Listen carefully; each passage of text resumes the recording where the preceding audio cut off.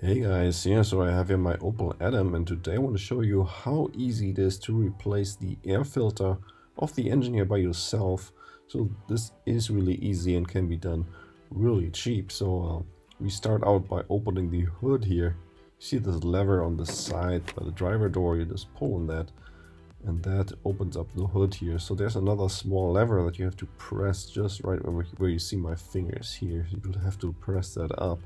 Then you can lift the hood up, and then don't forget to put here this pin here through this bolt, so this eye here, so that makes it really safe so that the hood doesn't fall onto our head.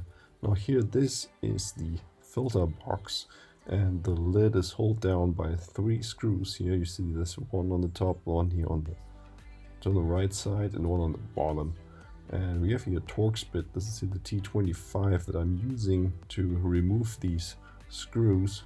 So I've already done that, and I left the screws up here so I don't accidentally lose them.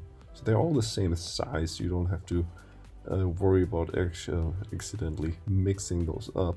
So now the lid is still held in place by these two little brackets here, these plastic brackets, and you just lift up the filter box, the cover here on the right side a little bit, and wiggle it, and then eventually when you pull it to the right, then it's going to come off. And now you can lift this box up here a little bit, and then you can see here the filter itself. So this is here this paper filter, and you can inspect that, and or go by the changing interval and get a new filter and replace this with a new one. And then before we put the new one in place, we check the filter box if there's any dirt and debris in there. We make sure this is really clean. That's really important. So make sure there's nothing left in there. And then you place the new filter back into position.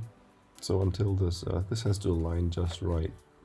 It's really nice and flat. And then we put the cover of the back into place here. And don't forget these 2 notches here on the left side. Slide those in first. See how these start to align. It's not done yet. Make sure this aligns right. So see the bottom is kind of okay.